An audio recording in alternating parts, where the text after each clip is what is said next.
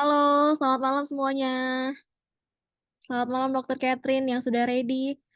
Mungkin Dokter Catherine boleh, iya, Dokter Catherine Selamat sudah datang. malam. Ah, Wow, segar banget ya dok ya malam ini ya. Halo, selamat malam semuanya. Selamat malam Dokter Catherine yang sudah ready. Mungkin,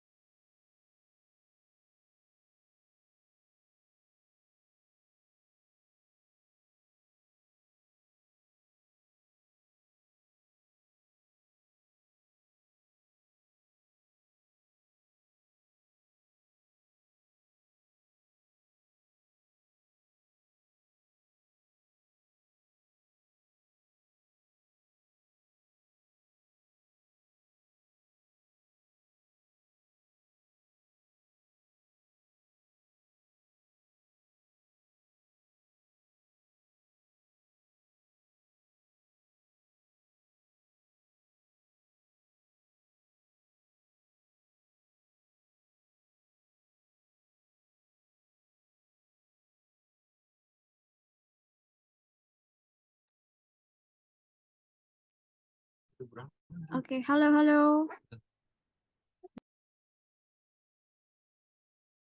Halo, halo Dokter Catherine, maaf suara saya bounce nggak ya dok ya? Iya sih, agak bounce. Terus tadi yang live streamingnya kayaknya masuk deh. Oke, sebentar ya.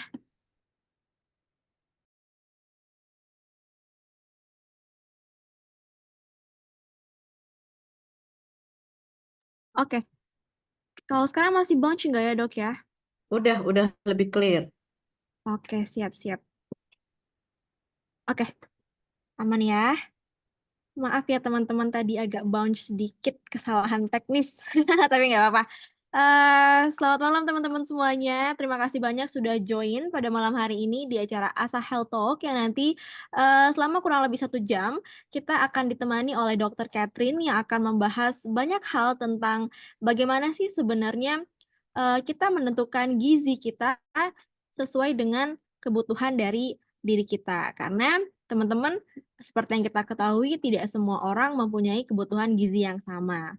Ya dokter ya, seperti itu ya dok ya. Gitu. Oke, Ya, sebelum betul kita sekali. mulai, saya izin memperkenalkan diri. Saya Karina dari Asaren dan sekali lagi saya ucapkan selamat datang buat teman-teman Asa Talk yang sudah hadir di Zoom pada malam hari ini, maupun juga teman-teman yang masih on the way ya, mungkin ya. Oke, saya izin menjelaskan apa sih sebenarnya Asa Health Talk. Asa Health Talk itu adalah sebuah wadah yang diinisiasikan oleh Asaren untuk teman-teman semua yang ingin mengetahui sebenarnya bagaimana sih kebutuhan maupun informasi yang harusnya teman-teman ketahui tentang lifestyle teman-teman berdasarkan DNA teman-teman gitu. Jadi kita nanti ke depannya bukan hanya akan membahas gizi, tapi di episode-episode berikutnya kita akan membahas banyak hal, mungkin juga ada mental health, ada fitness dan lain-lain gitu. Tapi pada malam hari ini untuk perdana nih kita dibuka oleh Dokter Catherine yang nanti akan menjelaskan tentang bagaimana sih personalized gizi berdasarkan DNA kita. Oke, tanpa berlama-lama mungkin nanti sambil jalan aja kali ya dok ya teman-teman yang join bisa mengikuti acara. Langsung aja aku serahkan kepada Dokter Catherine. Silakan dokter. Oke, terima kasih Karina. Terima kasih teman-teman sudah datang hari ini. Jadi malam hari ini kita akan membahas sebenarnya Asa Talk ini memang dikhususkan adalah untuk awam ya. Jadi Asaren ini ceritanya udah banyak nih klien-kliennya.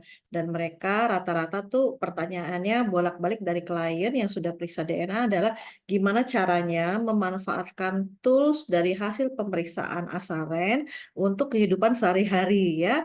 Makanya diadakan Asa Talk ini. Nah, kalau teman ini kan saya lihat di sini selain teman-teman yang hadir juga ada kolega-kolega dokter ya. Nah, nanti kalau yang khusus untuk kolega-kolega dokter, minggu depan kalau nggak salah ya Mbak Karin ya. Nanti Betul, betul minggu dok. depan ada acara khusus untuk kolega dokter namanya Genetic One on One, tapi kita membahas lebih membahas bagaimana caranya kita merekomendasikan tentang hasil pemeriksaan DNA dengan menggabungkan dengan meal plan atau konsultasi tentang makanan yang lebih bagus lagi buat pasien kita ya.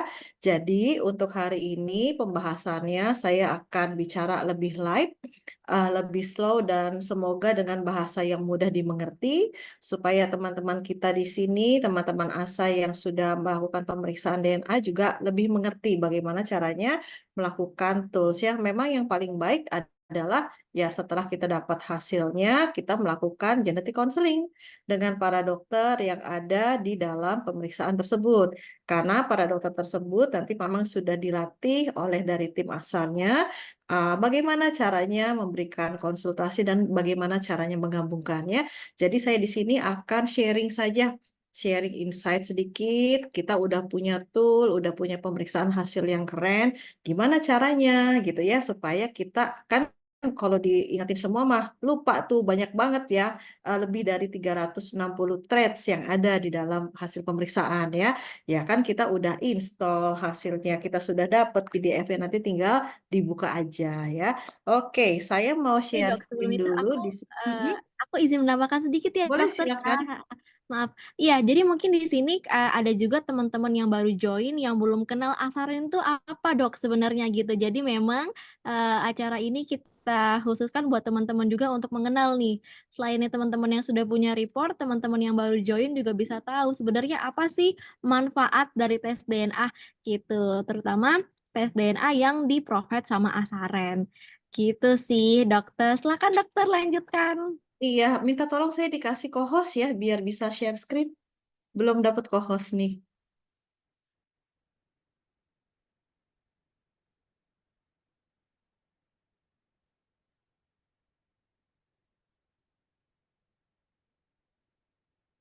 Oke,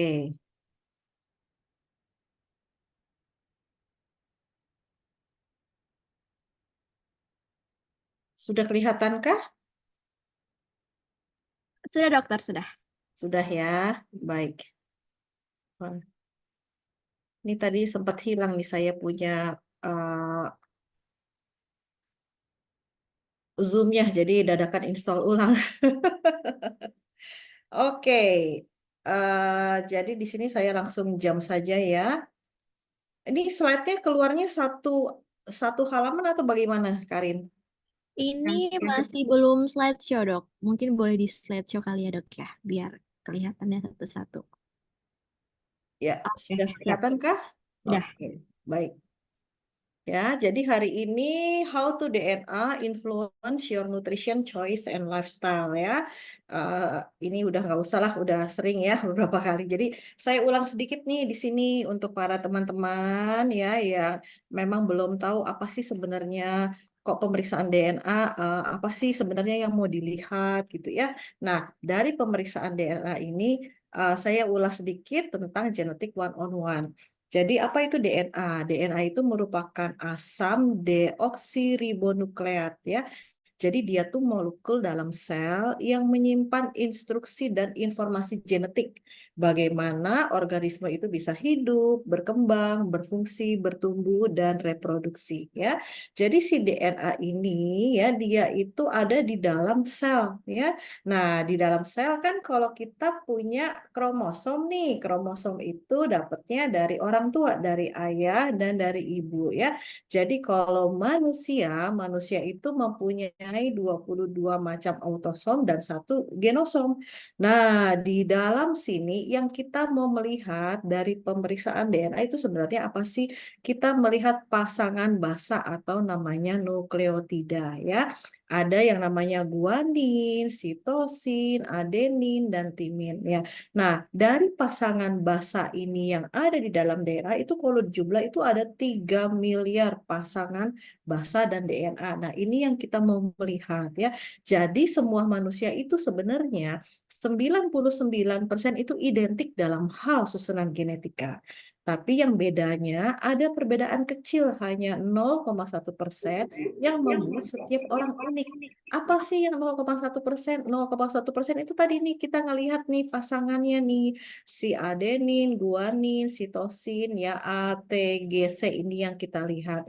Nah, si A, T, G, C ini atau polimorfisa nukleot tunggal atau SNP ini variasi urutan DNA yang terjadi ketika satu posisi gen berbeda dengan posisi gen di individu lainnya. Nah, ini yang biasa kita sebut alel ya. Nah, alel ini yang mempunyai frekuensi minimal 1% dalam kumpulan individu dalam populasi ini yang bikin kita unik. Yang bikin kok warna rambutnya bisa beda ya. Kok yang satu kurus, yang satu gemuk ya. Justru variasi genetik ini yang membuat setiap orang unik ya.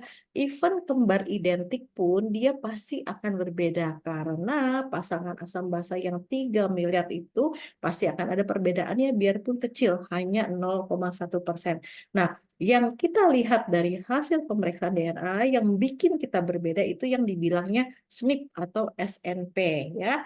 Nah, di CSNP ini, kita sekarang mau bahas khusus tentang si diet dan nutrisi. Karena biasanya orang kalau udah periksa DNA kan pasti kenal, dok, saya udah periksa DNA. Pasti yang mau dilihat adalah DNA nutrisinya, DNA dietnya. Saya tuh cocok nggak sih makanan ini, pola makan seperti apa yang paling bagus buat saya ya. Karena apa yang jadi makanan buat seseorang, bagus nih buat saya ya tapi bisa jadi racun buat orang yang lain. Nah, itu semua blueprint yang udah kecetak di dalam DNA kita, tinggal kita lihat ya. Nah, si makanan ini ya, makanan kan banyak nih dari makronutrien dan mikronutrien ya. Kalau makanan lebih ke arah makronutrien, bagaimana dengan si karbohidrat, bagaimana dengan proteinnya, dengan lemak, dengan fiber. Kalau mikronutrien lebih melihat si mineral-mineral di dalam tubuh serta vitamin-vitamin ya. Namanya makanan pasti akan ada nutrisinya ya. Nutrisinya itu banyak banget ya.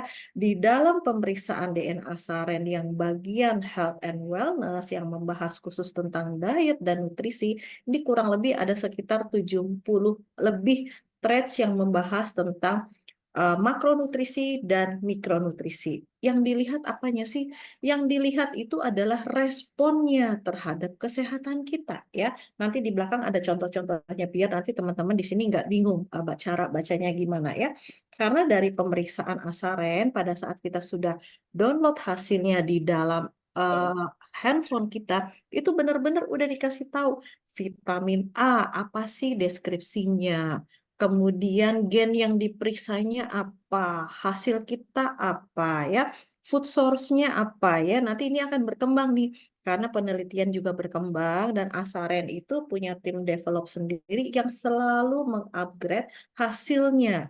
Jadi nanti jangan aneh teman-teman, kalau mungkin dalam waktu 2-3 bulan, kok hasil pemeriksaan DNA itu penjelasannya jauh lebih banyak di dalam aplikasi teman-teman ya. Tungguin aja nanti kabar baiknya. Karena nanti di sana itu udah benar-benar lebih targeted lagi. Kita nih kekurangannya atau SNP-nya atau polimorfismnya itu di bagian yang mana. Nah, kemudian rekomendasinya apa, makanannya apa, berapa gram, segala macam itu nanti akan ada ya. Nah, dari pemeriksaan tersebut yang kita mau melihat kan respon terhadap kesehatan kita. Performanya kita juga bagaimana karena nanti di dalam health and wellness ini akan ada juga sport genomik ya. Nanti akan ada topik khusus untuk tentang sport genomik. Jadi bagaimana dengan performa kita, performa olahraga segala macam ya. Nah, kali ini kita hanya bahas khusus untuk diet dan nutrisi ya. Nah, tadi kan saya bilang yang bikin unik itu adalah SNP ya, si SNP-nya single polynucleotide polymorphism-nya ya. Ini ada dibagi kurang lebih ada 3 genotype, ada 3 bagian, nomor 1, nomor 2, nomor 3 ya. Ada yang SNP-nya kalau masuk kategori 1 meningkat atau lebih baik, kalau kategori 2 normal-normal aja nggak berefek gitu ya, yang dibilang apa tipikal segala macam ya, yang lebih kategori yang ketiga yang menurun atau lebih buruk ya. Ini semua yang akan dilihat adalah dari apa sih? Dari hasil kita ya, kita masuknya kata-katanya nanti seperti apa. Karena kita mau mencari mana yang paling cocok buat kita ya. Jadi sedikit nih gambaran ya. Gambaran apa sih bedanya? Mungkin kalau teman-teman sering dengar ya, ada yang bilang nutrigenomik, ada yang bilang nutrigenetik. Sebenarnya bedanya apa sih? Ada bedanya apa enggak? Oh, ternyata ada bedanya. Jadi bedanya gini. Kalau namanya nutrigenomics, ini singkatan dari nutrition dengan genomics. Nah, kalau genomics kan adalah ilmu tentang gen kita, ya. Kalau nutrition ya udah segala tentang nutrisi dan kesehatan, ya. Jadi kalau nutrigenomics itu adalah suatu studi yang mempelajari relasi antara human genome, antara gen kita dengan nutrisi dan kesehatan kita. Ya, nah tapi kalau nutrigenetics itu menggambarkan interaksi antara variasi genetik kita yang tadi si SNP itu dengan lingkungan termasuk nutrisi di dalam makanan. Dan dua-duanya ini yang kita mau lihat. Jadi kalau nutrigenomics itu kan dia mempelajari relasi nih antara gen kita dengan nutrisi atau makanan ya. Nah, larinya kemana nanti? Larinya ke antara gen dan diet regulation. Atau cocoknya makanannya seperti apa ya?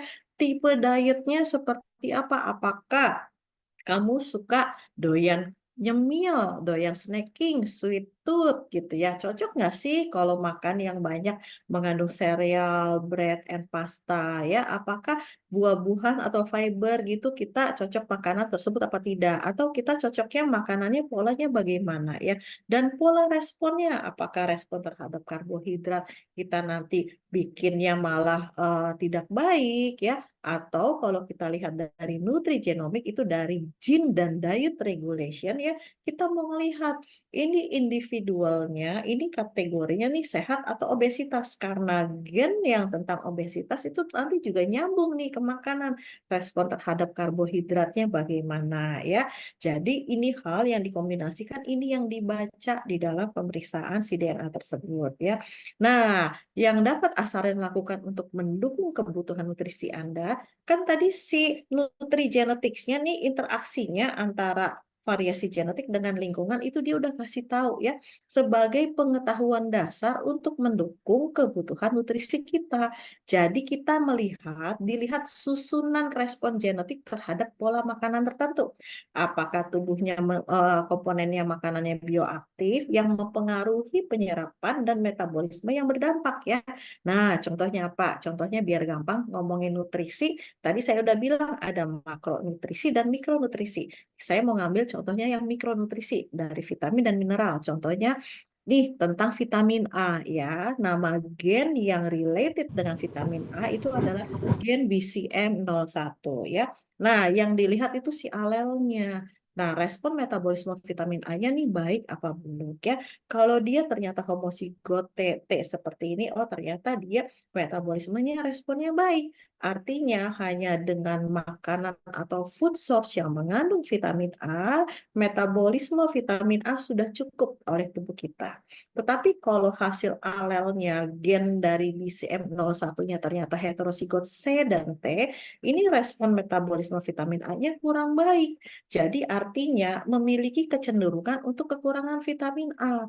Jadi harus kita makan sumber fokus vitamin A-nya yang berbasis hewannya lebih tinggi ya. Kalau misalnya tidak suka atau kita ketemu sama pasien yang vegan. Kan kalau vegan, kalau kita ngomongin vitamin A, fokusnya sumber vitamin A berbasis hewan, kan nggak makan hewan nih ya. Berarti nanti larinya adalah ke suplementasi. Jadi nanti dari hasil pemeriksaan ini yang si nutrisi dan diet, kita bisa lihat mana yang gennya yang respon metabolismenya kurang baik. Artinya kita perlu disuplai lebih tinggi dari orang normal, bisa dengan makan makanan tertentu yang lebih banyak, atau juga ditambah dengan suplementasi. Nah, nanti ini hasilnya yang menentukan adalah genetik konselor atau dokter yang teman-teman datangi untuk memberikan konsultasi dan memberikan rekomendasi lebih dalam lagi ya. Nah, semua yang saya katakan di sini ini buat teman-teman yang doyan baca ya, ini papernya sudah ada nih di bawah ya. Nah, papernya ini nanti teman-teman bisa lihat, bisa baca lebih lanjut kok. Ini kenapa sih encoding beta karoten 15,5 ini gennya ini ya. Jadi karena rata-rata nih buat teman-teman kolega-kolega dokter yang senang sama gen itu suka nanya, ini jurnalnya apa kok, kenapa kok vitamin A yang dibaca responnya gennya tersebut gitu ya. Nah, aplikasinya gimana? Kan tadi udah ngomongin bedanya nutrigenetik dan nutrigenomik ya. Nah, ini kita ini si dokter-dokternya yang sudah mempelajari atau genetik konsulen dari Asaren ya, dia yang akan membuatkan seperti resume untuk mengaplikasikan antara nutrigenetik dan nutrigenomik ya. Jadi gen-gennya ini kan dikelompokin dulu nih, mana gen yang dapat memicu penyakit terkait terkait diet. Nah, itu yang sudah diterjemahkan, nanti teman-teman bisa lihat di hasilnya ya. Nah, kemudian aplikasinya juga untuk apa? Menganalisa respon sel terhadap paparan lingkungan. Jadi, kalau teman-teman yang sudah sering ikut genetik one-on-one, saya selalu bilang, genetik itu pegang peranan sekitar 15%. 80%-nya yang lebih besar itu adalah dari lingkungan. Ya, sisanya yang 50% nggak tahu. Karena mutasi, mungkin karena radiasi dan segala macam ya. Jadi pengaruhnya lebih besar mana antara si genetik dengan respon lingkungan? Terang lebih besar respon lingkungan. Karena kenapa? Karena kalau namanya si genetik kan udah nggak bisa dirubah nih, namanya blueprint, udah cetak birunya begitu. Yang bisa kita kerjakan apa? Oh, gen yang kurang baik, yang tadi ada SNP-nya, bagaimana cara mengcover, mencegah, menghindari supaya tidak kejadian. Contohnya apa? Ibaratnya gampangnya gini, kulitnya ada luka nih, biar orang nggak kelihatan nih kulit yang bopeng, kan pakein baju yang bagus ya. Epigenetiknya yang bisa kita rubah, lingkungannya yang kita bisa rubah ya. Makanya penting sekali dokter-dokter ini dia akan apa ya, menggabungkan antara blueprint hasil pemeriksaan DNA dengan medical check up-nya. Kalau udah ngomongin pemeriksaan DNA yang khusus untuk makanan ya, nah kita juga harus melihat current condition, enggak cuma melihat cetak birunya doang, tapi current conditionnya bagaimana? Karena kan lingkungan juga mempengaruhi nih. Nah, kalau misalnya dia ternyata dari gennya ada lactose intolerance, artinya tubuhnya secara genetik kemampuan untuk mengolah gula yang ada di dalam susu tidak bisa. Nah, apakah kita lihat dia memberikan alergi atau enggak? Sekarang kan di laboratorium ya, itu kan banyak nih ada pemeriksaan food sensitivity test yang untuk melihat bagaimana respon tubuh kita terhadap makanan tertentu, apakah memberikan impact yang nyata, apakah bikin gatal, apakah bikin bloated, apakah bikin fatigue segala macam ya. Nama pemeriksaannya adalah IgG food intolerance atau food sensitivity, banyak ya. Bisa dikerjakan, even Asaren juga bisa mengerjakan ya.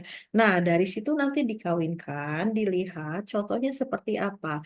Karena blueprint yang ada akan bisa diperbaiki ya, bukan berarti nanti DNA-nya berubah, tidak. Jangan salah ya teman-teman, DNA-nya tidak akan berubah, tapi responnya, karena kita mau dapat respon yang baik dengan cara kita memperbaiki environmental. Bukannya memperbaiki lingkungan dengan nanam pohon, bukan.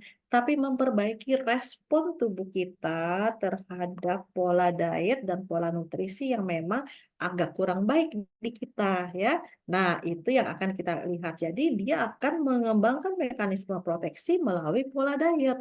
Nah, studi-studi ini udah banyak ya, kategorinya udah besar, skalanya udah besar ya. Jadi semuanya nanti dianalisa ya. Nah, contohnya gini, kan teman-teman udah bikin screening genetik nih, periksa DNA ya.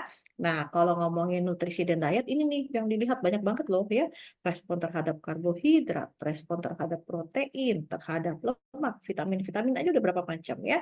Terus kemudian mineral. kalsium, zat besi, sensitivitas terhadap garam, sensitivitas terhadap kafein, apakah si kopinya bikin kita nervous, apakah metabolisme kopinya baik atau tidak, ya, terus kemudian respon terhadap oksidatif stres, ya. Nah, dari semuanya ini, kayak contohnya gini, kalau respon terhadap karbohidrat, ya, kita mau melihat gimana, yang kita lihat itu ada tiga kurang lebih, ya, indeks glikemik sebagaimana, glycemic load atau muatan glikemik bagaimana, dan juga laktosa. Laktosa di sini bukan berarti nanti nggak bisa minum susu, bukan. Tapi kan kalau laktosa kan adalah molekul gula dalam susu, ya. Nah, si molekul gulanya itu yang masuk ke dalam kategori respon terhadap karbohidrat. Karena kenapa? Karena nanti gennya saya nggak hafal, ada banyak banget, ya. Saya juga suka nyontek, nggak hafal kalau kita ngafalin gennya, ya. Respon terhadap karbohidrat itu gennya gen apa, ya? Ada satu gen yang lumayan banyak yang dibilang gen favorit, ya, kalau anak-anak suka bilang ini gen favoritnya Dr. Catherine nih, FTO, ya, karena dia akan melihat terhadap respon terhadap karbohidrat, kemudian respon terhadap protein, dan juga nanti disambungin ke beberapa penyakit mulai dari diabetes, obesitas, segala macam itu nyambung ke sana, ya. Nah, dari hasil screening genetiknya ini kita mau melihat, oke, porsi makannya tuh gimana, ya, sumber makanan yang baik apa, kayak contohnya tadi tuh vitamin A ternyata responnya nggak bagus nih, ya, ternyata responnya metabolismenya kurang baik, makanya food source-nya apa, nanti dikasih tahu nih, dari hewani sekian gram, bahan makanan A mengandung vitamin A-nya berapa IU atau berapa miligram, itu nanti kelihatan di sana, ya. Jadi nanti yang akan dikasih rekomendasi itu mulai dari apa, porsi makan, sumber makanan, jenis dan jumlah lauknya, porsi minyaknya berapa yang disarankan, buahnya seberapa, jenis cemilan, snacking yang paling bagus seperti apa, ya. Terus rekomendasi produk susu, apakah bisa minum susu yang bahannya dari dairy, ya, ataukah nggak bisa minum susu yang bahannya dari dairy, harus dari protein yang lain, misalnya dari kacang-kacangan, gitu, ya. Nah, terus kemudian kalau ngomongin si kafein yang tadi itu, sehari itu bisa berapa gelas sih minum kafeinnya, jenisnya apa, karena kopi kan jenisnya banyak nih, ada yang americano, ada yang espresso, itu jenisnya kan beda-beda. Jumlah kafeinnya juga beda. Even di dalam teh dan di dalam coklat juga ada kafein, tapi lebih kecil, ya. Nah, nanti di situ akan kelihatan rekomendasi untuk asupan kafeinnya hariannya berapa, ya. Dan di kategori di mental healthness itu juga ada sensitivitas pada kafein, tetapi yang dilihat adalah minum kopi bikin cemas apa enggak. Karena ternyata ada gennya loh, kalau kita minum kopi bikin cemas, ya. Nah, terus kemudian kalau kita ngomongin si vitamin juga akan ada rekomendasi suplemen seperti apa, ya. Jadi ini nih, 1, 2, 3, 4, 5, 6, 7, 8, 8 macam ini yang akan diberikan oleh genetic counselor teman-teman untuk, ya udah, ini yang harus kita kerjakan, gitu, ya. Even though di sana sudah tertulis, cuman kan banyak banget nih. Kadang-kadang, ayo, pada doyan baca nggak nih? Yang udah pada tes, dibaca nggak satu persatu? Dilihat nggak isinya apa, ya? Karena sebenarnya itu sudah ada semua di sana. Tinggal kita baca, tinggal kita follow, ya. Tapi tetap biar teman-teman lebih nyambung lagi, ya, ya harus melakukan konseling kepada genetik konselor yang dipilih, ya. Oke. Nah, ini dari aplikasi, ya. Aplikasinya itu ada namanya 360 DNA. Itu DNA-nya, traits-nya yang dilihat itu lebih dari 360, ya. 360 ini termasuk 230 plus something itu ada penyakit-penyakit, ya.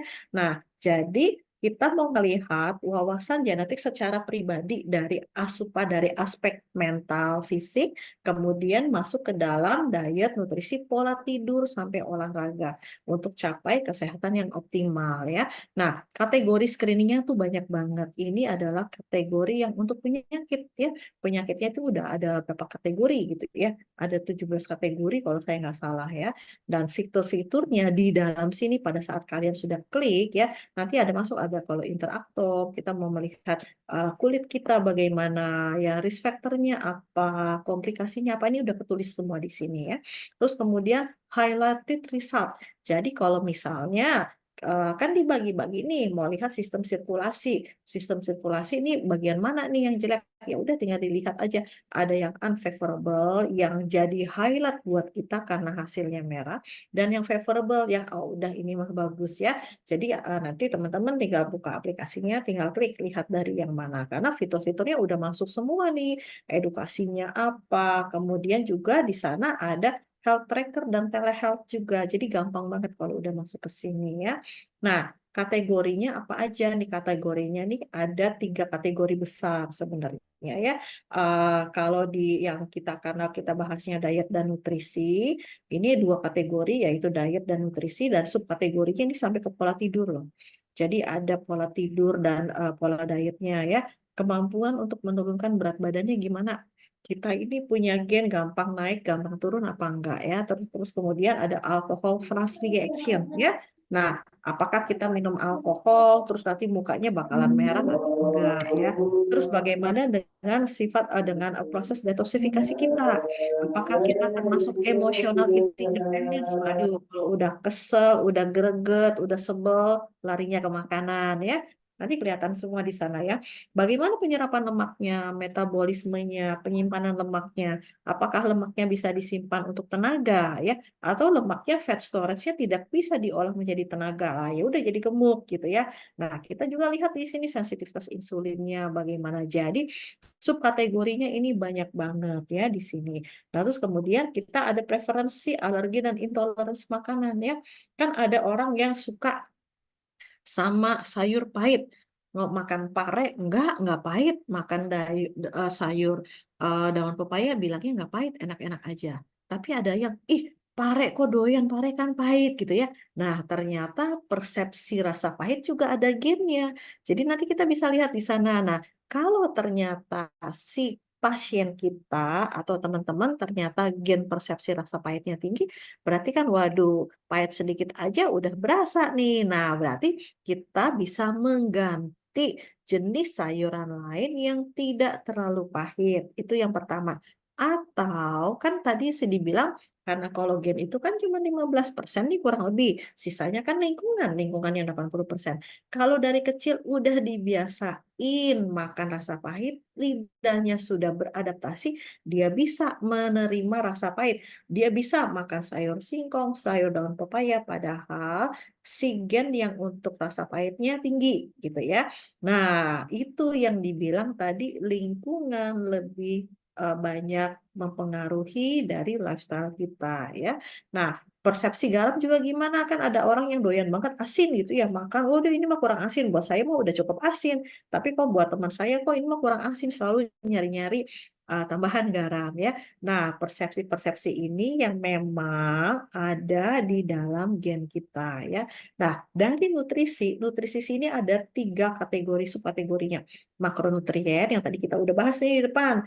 Respon terhadap karbo, terhadap fiber, terhadap lemak tak jenuh tunggal, monounsaturated fatty acid, saturated fatty acid ya. Respon terhadap lemak juga ada protein juga ya.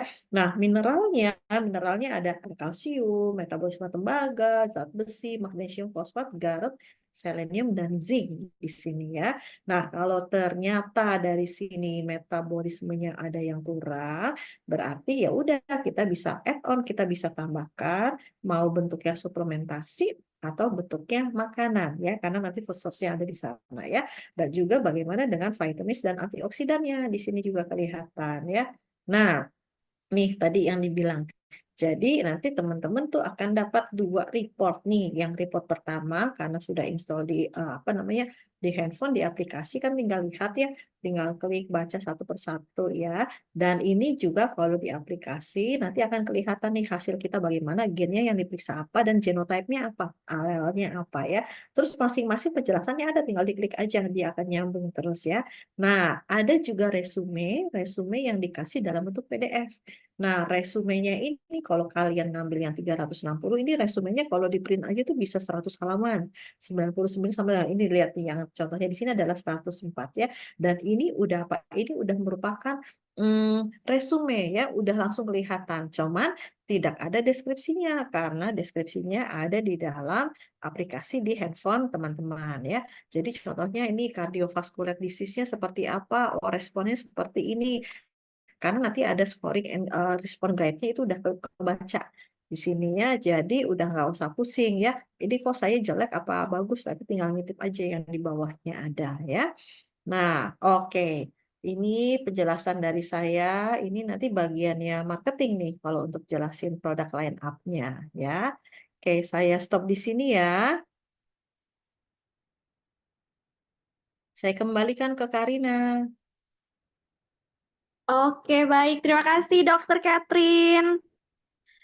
Wow, selain sudah ada beberapa ya di kolom chat juga sudah ada beberapa teman-teman ya, Dok ya, yang bertanya ya. Gitu cuman sebelum jumping ke teman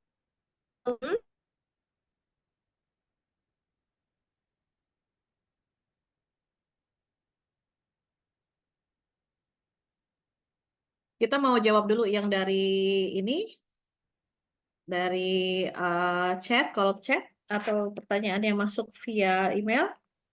Oh ya, baik. Sebelum kita jumping ke pertanyaan yang sudah masuk via chat, mungkin saya akan membacakan beberapa pertanyaan yang memang sudah direkap oleh tim Asaren yang sudah ada melalui form nih. Jadi kebetulan kemarin dari tim juga di balik layar sudah merekap nih ya beberapa pertanyaan terkait topik yang akan dokter sampaikan gitu dok. Dok, ada pertanyaan menarik sebelum saya ingin dokter menjawab pertanyaan-pertanyaan lainnya. Boleh nggak sih dok sebenarnya dokter menceritakan pengalaman dokter Catherine menangani pasien yang dalam konteks nutrisi ini gitu? Mhm. Oke, jadi karena saya lebih bergerak di bidang functional medicine ya. Jadi kalau functional medicine itu kita melihat pasien itu sebagai justru center pointnya adalah di pasiennya, bukan di disease-nya ya. Jadi bagaimana kita memberikan konsultasi dan memberikan arahan sesuai dengan apa yang memang paling bagus buat dia, bukan paling bagus secara keseluruhan. Ini yang lebih dibilang apa mau dibilang precision medicine boleh, kemudian dibilang lifestyle medicine juga boleh ya. Nah, dulu dulu kalau kita belajar di kedokteran konvensional itu kan diajarkan hanya secara global ya. Tapi ternyata ilmu berkembang, ternyata ada pemeriksaan DNA yang pada saat nanti kita sudah tahu bagaimana tentang si DNA di dalam tubuh kita dan kita menerapkan apa yang kurang, itu ternyata hasilnya lebih baik ya. Jadi saya mengawinkan antara pemeriksaan DNA dengan current medical check up ya, tes darah kan kita kan rutin nih, mungkin 1 tahun 2 tahun sekali yang medical check up ya. Kemudian kalau misalnya ada beberapa penyakit tertentu yang harus mungkin periodic blood test untuk dipantau ya, misalnya contohnya diabetes apa segala macam ya. Pada saat sudah dikawinkan dari pemeriksaan blueprint atau genetiknya dengan current medical check up atau current condition kita, dan kita menjalankan lifestyle-nya sesuai dengan apa yang tertulis, Kak. Because itu semua adalah analisa dari tubuh kita ya. Dan ternyata hasilnya proses penyembuhan, proses goal yang mau dicapai. Misalnya pasiennya datangnya untuk slimming ya, dan kita udah tahu nih responnya segala macam. Terus kita kasih tahu ini Bu, ini unlocking your DNA. Saya selalu bilang yuk kita unlocking your DNA. Kita lihat nih apa sih yang ada SNP-nya, bagaimana cara mengcounternya ya. Nah, ternyata buat di pasien itu hasilnya lebih bagus dan lebih permanen gitu. Tinggal balik lagi ke kliennya. Kan kalau saya selalu ngomong the real doctor is not me, but you. Saya udah ngoceh nih panjang lebar nih konsultasi DNA lebih dari sejam, sometimes 2 jam gitu ya. Lah kalau dikerjain, kalau nggak dikerjain kan tetap aja hasilnya nggak akan ada berubah gitu. Jadi ini penting banget komunikasi antara kita sebagai dokter dengan si pasiennya ya. Bagaimana caranya kita memberikan ajaran, memberikan respon, memberikan rekomendasi supaya pasiennya tinggal follow ya dengan bahasa yang semudah mungkin, yang dimengerti ya. Kalau bahasanya terlalu tinggi juga kasihan nanti pasiennya nggak nangkep gitu ya. Nah, makanya begitu saya Dan saya tertarik, saya mempelajari, ternyata wah saya menangani pasien kalau udah ada hasil DNA-nya itu cepet banget, enak gitu ya. Buat sayanya juga nggak buang-buang waktu, buat pasiennya juga hasilnya jauh lebih akurat buat dia. Itu pengalamannya. Nah, mungkin nanti boleh minta sama teman-teman dokter yang hadir di sini, barangkali ada yang sudah mengerjakan, jadi bagaimana pengalaman mereka gitu. Oke, Oke, baik dok. Terima kasih dokter atas penjelasannya. Lalu kemudian ada pertanyaan lagi nih dok. Apakah kalau gemuk sejak kecil susah kurus dok? Banyak faktor pertanyaannya ya. Apakah kalau gemuk sejak kecil susah kurus? Banyak faktor ya. Again, DNA only rolls about around 15%, environment yang lebih ke 80% ya. Ibaratnya gini, analoginya biar gampang ya. Anak yang lahir dari keluarga baik-baik, tapi dibesarkan oleh keluarga penjahat. Nah, anaknya kan jadi jahat nih, karena ngikutin contohnya, ya, contohnya yang kelihatan di depan mata. Nah, gen kita, biarpun gennya ternyata gennya kurus, ya, tetapi dari kecil udah dijejelin terus segala makanan dijejelin sama orang tuanya, segala apa nggak pakai takran begitu dia suka dijejelin terus berarti polanya kan udah kebentuk nih makannya jadi banyak hanya suka jenis makanan tertentu nah itu justru bisa merubah ya merubah yang tadinya harusnya gennya itu nggak bisa gemuk tapi karena pola hidupnya seperti itu jadi gemuk ya nah apakah kalau gemuk sejak kecil susah kurus lihat lagi. Nah, makanya pentingnya di sini mengawinkan antara gen yang ada juga dengan kondisi pola asuh, tumbuh kembang, dan juga lingkungan. Itu yang paling penting ya. Oke. Oke, baik dok. Lalu dok, mungkin dokter bisa sedikit menjelaskan nih dok, karena ada pertanyaan nih dari salah satu peserta kita. Dok, boleh dijelaskan nggak sih sebenarnya hasil DNA-nya itu tuh kayak gimana gitu? Mm-mm. Hasil Dan DNA-nya seperti apa? iya, Mungkin slide yang oke, saya tampilkan ini ya. Sebentar.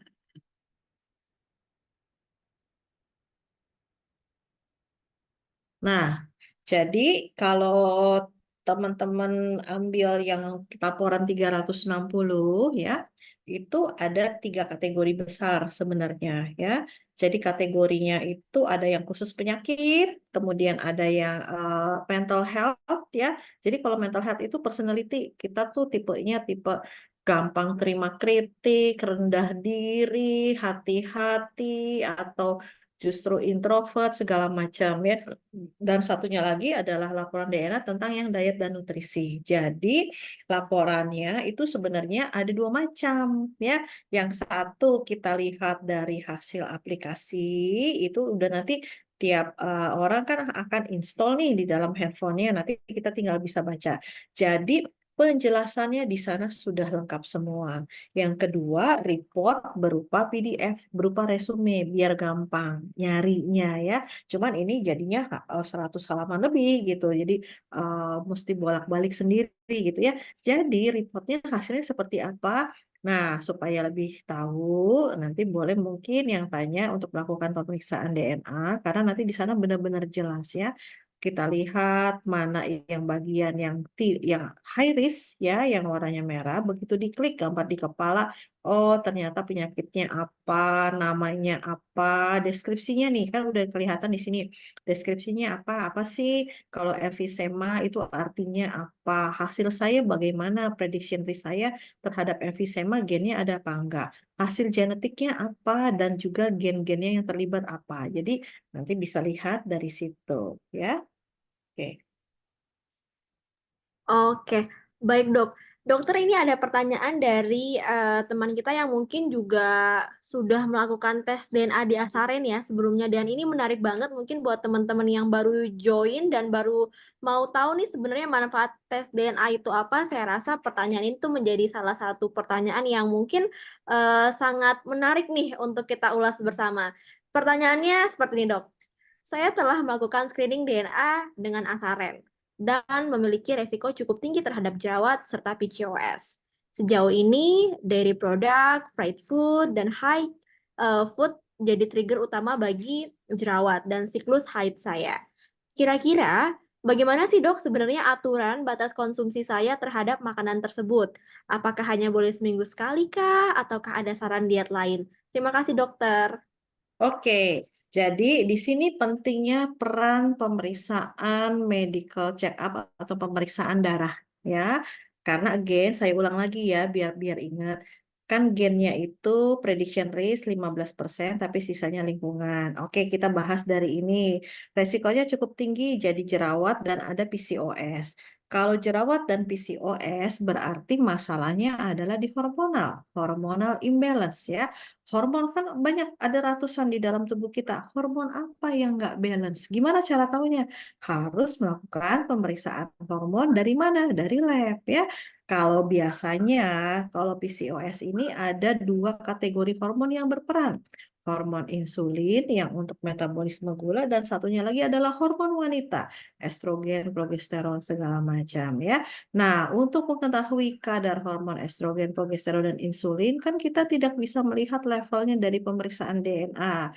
Makanya perlu melakukan pemeriksaan di laboratorium untuk melihat kadar-kadarnya seperti apa.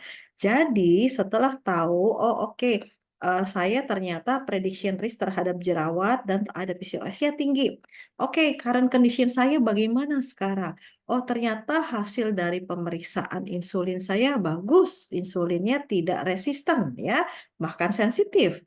Kemudian ternyata hasil pemeriksaan estrogen, progesteron atau hormon wanita saya yang lainnya bagus ya. Berarti kondisi PCOS yang ada di gennya tidak keluar di dalam tubuhnya ya.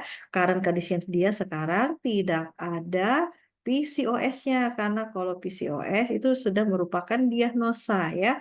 Nah, terus kemudian kan ada rekomendasinya. Oke, kalau PCOS, jerawat, biasanya ada trigger food. Trigger foodnya nggak jauh-jauh dari dairy food, fried food, high GI food ya.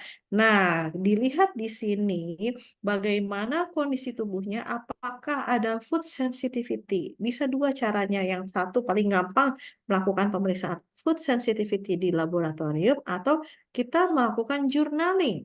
Tiap kali, oke, hari ini hari Rabu, saya minum susu sapi 250 cc ya. Kemudian saya makan kentang goreng ya, satu mangkok. Oke, hari kedua apa makannya, hari ketiga apa makannya, hari keempat apa makannya, kemudian di journaling ya. Nah, kemudian karena ini kan mau cari related dengan jerawat. Hari keberapa saya timbul jerawat? Apakah dengan saya makan dairy food setiap hari, saya bikin jerawat atau bikin simptom yang lain ya. Jadi journaling itu kalau misalnya pasiennya belum mau melakukan pemeriksaan food sensitivity di laboratorium, kita ajarin untuk melakukan food journaling. Jadi observasi ya, observasi dengan makanan-makanan yang kira-kira bikin jerawat dan bikin PCOS itu dia alerginya kemana atau yang bikin penyakit, bikin simptom keluarnya itu yang mana ya. Karena kenapa? Trigger utama dan siklus haid ya. Siklus haid itu nggak cuma dari makanan aja gitu ya. Imbalance hormonal itu yang paling berperan ya. Nah, aturan dan batas konsumsi terhadap makanan tersebut kita tidak hanya bisa melihat dari pemeriksaan DNA saja karena again we have to combine nutrigenetik, nutrigenomic, we have to combine dengan juga pemeriksaan medical check up atau pemeriksaan hormonal current condition karena yang paling penting adalah the current conditionnya gitu ya. Semoga ini ngejawab karena ini sebenarnya banyak apa namanya pertanyaan yang umum ditanyain sama pasien-pasien yang sudah melakukan pemeriksaan ya. Oke, berarti itu salah satu pertanyaan yang cukup umum ya dok bagi Yes, orang awam mungkin seperti saya ini betul. untuk bagaimana sih sebenarnya jalan keluarnya dari permasalahan yang tadi Iya, ditanyakan gitu ya dok ya. iya. Dan mungkin salah satunya adalah langkah pertamanya adalah tes DNA tadi. Pun dengan itu bisa membantu diri kita juga ke dokter dan dokter juga mempunyai apa ya suatu map untuk membaca tubuh kita tuh perlu apa sih sebenarnya Betul, gitu betul ya dok ya. sekali, betul. Iya. Mhm. Oke, Dok, ada satu pertanyaan lagi yang menurut saya cukup bagus nih dari form yang sudah diisi oleh teman-teman. Mhm. Dok, bisa nggak sih dok dicontohkan atau satu pengaturan makan, porsi atau jenis makanannya apabila sudah diketahui profil genetik seseorang, seperti preferensi rasa, kemampuan absorpsi zat-zat makanan tertentu, kayak gitu-gitu. Mhm. Silakan. Oke, saya coba ke slide yang ini ya. Oke. Nah, kurang lebih ya. Nah, ini dia slide-nya. Ini kan adalah hasil dari pemeriksaan diet dan nutrisi ini segini banyak ya. Kan yang diminta pengaturan porsi makan. Contohnya, misalnya respon terhadap karbohidratnya bagus. Artinya berarti pada saat makan karbohidrat dirubah jadi energinya oke ya. Biasanya pasien-pasien yang respon terhadap karbohidratnya bagus, merubah eh, apa namanya si karbo yang disimpan menjadi energi cenderung untuk tidak gemuk ya. Nah, nanti kita lihat satu persatu dari mana. Kan ini respon terhadap karbohidrat, protein, dan lemak ini kan adalah makronutrisi nih. Nanti dilihat dari hasilnya kan, tadi kan katanya kategorinya ada 3 nih kategori. Saya coba buka lagi ya slide-nya. Nah, yang ini. Nah, apakah kategori yang meningkat lebih baik, tidak berefek, atau menurun? Ya, nah kalau misalnya contoh terhadap respon terhadap karbohidratnya ternyata dia baik ya, dan berpengaruh terhadap kemampuan tubuhnya untuk merubah atau mengolah si karbo yang masuk menjadi energi. Nah, kira-kira kan kalau di dalam ini kita pakainya kira-kira karena kenapa? Banyak faktor yang harus dilihat ya. Apa aja sih yang dilihat jenis karbohidratnya? Kan kalau karbohidrat kan ada karbo simpleks dan karbo kompleks ya. Kemudian yang selalu harus kita lihat adalah current condition. Lagi-lagi current condition. Apakah pasien yang healthy, tidak ada penyakit, atau pasiennya yang nanyanya ini sudah ada diabetes sekarang. Otomatis nanti ngasih taunya kan beda. Ngasih tahu pasien yang tidak ada diabetes dengan kondisi seperti tadi pertanyaannya, dengan pasien yang ada diabetes. Biarpun dia punya respon terhadap karbohidratnya bagus, tapi kalau sudah ada penyakit tertentu kan pasti ini akan beda ya. Nah, jadi makanya kenapa kalau preferensi rasa, kayak tadi saya bilang, ini ternyata gen yang untuk rasa pahit. Rasa pahitnya itu ternyata dia gennya tinggi. Jadi apa namanya sedikit aja dia ngerasain pahit. Tapi karena udah kebiasaan dari kecil dijejelin makanan yang pahit, oke-oke aja nggak masalah ya. Nah, seperti itu memang kita akan melihat preferensi rasa segala macam kemampuan absorpsinya ini kita hanya lihat oh oke gennya seperti ini seharusnya hasilnya begini. Kita tanya sama pasiennya ya. Bu, ini sebenarnya ibu nggak doyan pahit. Gennya tuh bilang ibu tuh nggak tahan sama makanan pahit. Gimana bu kalau makan pare sama itu? Saya suka kok, oke nggak masalah. Ya sudah, berarti kan itu satu sudah gugur dalam tanda kutip, ya. Antara si gen dengan apa yang dia rasakan itu nggak sinkron ceritanya, ya. Nah, jadi bagaimana caranya kita memberikan pengaturan makanan itu mesti benar-benar balik lagi kita wawancara sama si pasiennya. Contohnya seperti apa? Jadi tidak bisa dibuatkan standar, tidak bisa dibuatkan preferensi semuanya sama template, nggak bisa. Kita benar-benar harus melihat satu persatu pasiennya ya. Nah, kalau di functional medicine ini udah takarannya itu udah bukan berapa gram gitu ya. Jadi kita pakai takaran yang paling gampang, handful gitu ya, satu mangkok, satu gelas gitu. Terus kemudian juga pembagian antara karbo lemak sama si proteinnya itu kita lihat dari kita juga harus melihat dari komposisi tubuhnya dia ya. BMI-nya bagaimana gitu ya. Kalau misalnya pasien yang nanyanya begini, dia udah datangnya udah obes, BMI-nya 30 ya otomatis juga kan penjelasan tentang pengaturan makanannya pasti akan berbeda gitu ya. Baik, terima kasih dokter. Dokter, kalau begitu saya izin membacakan pertanyaan dari kolom chat. Namun mungkin ini aku sambil boleh share screen juga ya dok ya. Ya, silakan. Mm, baik, siap. Ya, ada pertanyaan dari kolom chat. Dok, Sebaiknya kapan sih melakukan tes DNA gitu? Menurut dokter gimana nih, Dok? Sebaiknya kapan sih kita melakukan tes DNA, Dok? Saya punya pasien terkecil 2 tahun. Saya Dua punya tahun. pasien tertua, berapa? 94 tahun. Wow. Si Oma 94 tahun mah anaknya yang kepo. Enggak, pokoknya mama saya mesti diperiksain DNA, ya sudah gitu ya. Nah, jadi gini, kan yang kita ambil itu kan adalah materi genetik di dalam bukal sampel ya. Kan kalau ambil DNA itu ada yang dari bukal sampel, ada yang dari saliva, ada yang dari darah ya. Nah, kalau anak-anak itu kan tunggu dia bertumbuh berkembang, istilahnya materi genetiknya matur ya. Sebenarnya dari usia 6 bulan pun sudah bisa diambil. Tetapi lihat lagi masing-masing lab itu punya boundaries ya. Nah, boundariesnya kan tergantung dari alat, tergantung dari regen, tergantung dari caranya mereka mengolah, mengekstrak materi genetik yang dikumpulkan dari sampel ya.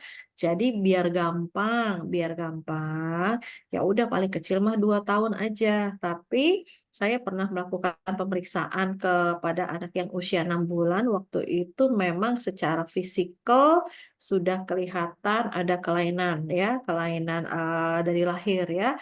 Nah, sampelnya waktu itu dari bahannya adalah bukal swab karena kan baik nih bukal swab saya kirim ke Singapura. Waktu itu belum di Indonesia belum ada nih apa namanya satu lab yang bikin DNA belum ada. Jadi masih dikirimnya ke Singapura.